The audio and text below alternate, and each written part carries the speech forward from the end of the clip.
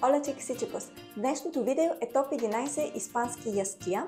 Тук съм събрала едни от най-популярните, но те са толкова много, че със сигурност могат да се направят част 2 и дори част 3 на тази същата поредица. Затова докато гледате видеото, ако се досетите за други ястия, които днес не съм ги споменала, напишете коментар отдолу, когато събера достатъчно материал за част 2, ще направя друго видео. Също така, преди да започна, искам да уточня какво е тапас, ако някой не знае, защото ще спомена думата много пъти във видеото. Тапас ресторантите произхождат от Южна Испания, където хората особено много обичат да се хранят навън. Тапас е много малка порция от някаква типична испанска храна и идеята на тези малки порции е, че човек на едно хранене може да опита няколко различни видове храна. Има някои тапас ресторанти, в които когато си поръчате бира, те ви носят по една порция тапас безплатно с бирата.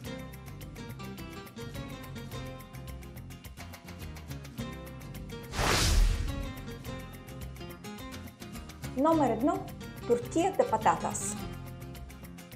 Това е класическо испанско ястие, направено само от 3 съставки – картофи, яйца и зехтин. Картофите се нарязват и се изпържват, но задължително в зехтин, като това допринася за традиционният вкус. След като се изпържат, те се вадят и се смесват с предварително разбитите яйца и цялата смес се доготвя в тиган до готовност. Има два вида тортия – с лук и без лук, като това всъщност може да бъде и четвъртата съставка. Тортията патата се яде топла или студена, а в тапас ресторантите обикновено се сервира на парче хляб, като малък сандвич, който се казва монтадито де тортия. Когато испанците приготвят тортия в къщи, обикновено я ядат като предястие или гарнитура. Номер 2. Руска салата. На испански енсаладиха руса е нещо като нашата си руска салата, но не точно. Прави се от сварени картофи, яйца, моркови и майонеза, но вместо салам се слага рибатон. Има различни вариации на салатата, по някой път може да се добави печена чушка, грах или зелени маслини. Енсаладия руса е традиционно тапас ястие, сервирано в абсолютно всеки тапас ресторант. Номер 3. Паея. Паеята идва от Валенсия и валенсианци са много горди с това си ястие. По традиция паеята бива два вида – с морски дарове или с месо, като месото може да бъде микс – пилешко, свинско, заешко или друго. На някои места се предлага вегетарианска паея или с месо и морски дарове, но това са модерни вариации на ястието. Останалите съставки са ориз и различни видове зеленчуци, като грах, чушки и домати. Специфичният жълтениково-оранжев цвят идва от испанският шафран и другите подправки. Паеята се готви в специални съдове и когато се сервира, всеки испанец се бори за парченце сокарат. Това всъщност е карамелизиралият се ориз, който остава на дъното на тигана и испанците много го харесват.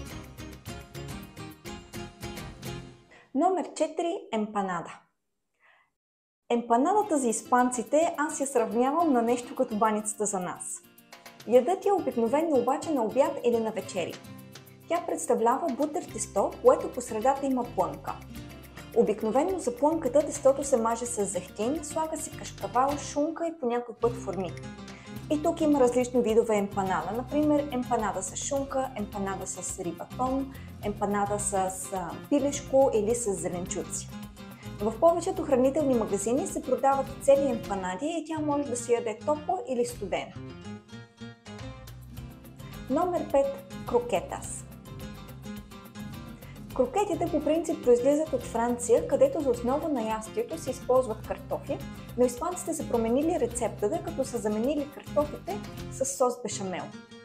Крокетите биват различни видове, като сред най-популярните са крокети от хамон серано, крокети от пиле, гъби, морски дарове, коза сирене, калмари и други. Като цяло те представляват един вид пълнеж, например хамон, смесен с сос бешамел. Правят се топчета, овалват се в галета и се пържат до златисто кафяво. Те обикновено се сервират като тапас, където човек може да се поръча 3 или 6 крокети, които да са микс – 3 или 6 различни видове вкусове. В испанските домакинства крокетите са една много удобна храна, Защото често, когато има някаква изостанала храна от предните дни, като месо, зеленчуци или пучеро, те просто я смесват с сос бешамел и я правят на крокети и всичко се изяжда до последно. Номер 6. Сальморехо. Сальморехото е еквивалента на нашия тератор. Това е испанската лятна студена супа. Сальморехо произлиза от Кордоба. Прави се от домат, парче хляб, чесън, зехтин и оцет. Всички съставки се сменят до течно състояние и се сервира отгоре с нарязано твърдо сварено яйце, хамон, а на някои места се слага и сирене.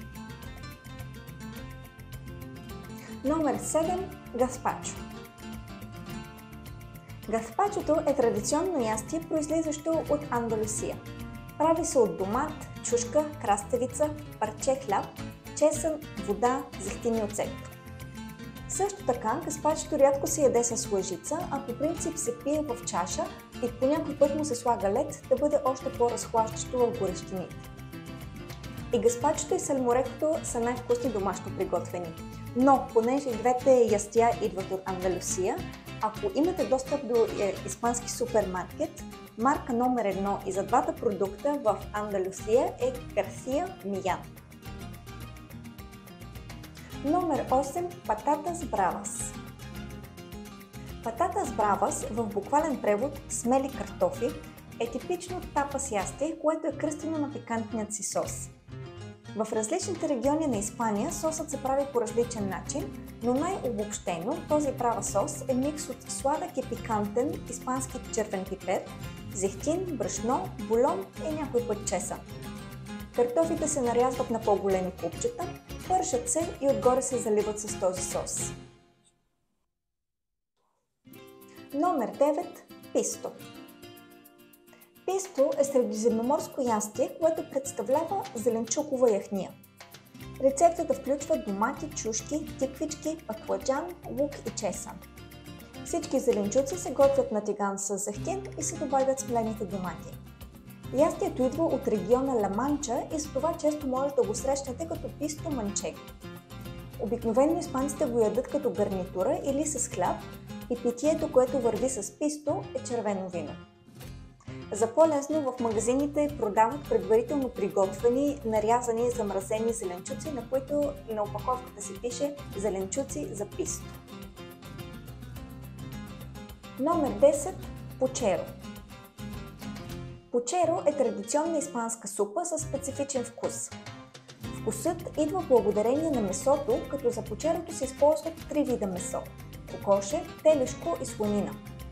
Супата е самият бульон, към който се добавя ориз и нахут, а месото се сервира отделно и то се казва принга. Ако искате да научите по-подробно какво точно е пучеро, може да проверите видеото ми за него, линк ще намерите в описанието. Номер 11. Пан кон томате. Буквално преведено хляб с домат е едно много елементарно испанско ястие, което по традиция испанците ядат на закуска, но може да се яде също и като предястие. То представлява препечена филийка хляб с настърган домат отгоре, поръсено с зехтин и сол. Това също е и традиционен сандвич в Каталуния, където те го допълват с хамон и го наричат пан томака кон хамон. Въпреки че за нас българите хляб с домат звучи смешно, още повече испанците го наричат традиционно ястие, аз съм удивена, че ние в България имаме толкова хубави и вкусни домати и не ги ядем по този начин. Не дейте да подценявате пан кон томате, ако имате възможност, направете си го вкъщи, страшно елементарно, но е много важно отгоре да поръсите хубав испански зехтин. Не лош испански зехтин, който съм виждала в България достъпен е този и тук също ще препеча испански вариант. Това е всичко от днешното видео, дано ви е било интересно. Коментирайте отдолу останалите ястия, които не съм споменала днес, за да мога да направя и следващо видео. Благодаря ви, че ме гледахте. До скоро!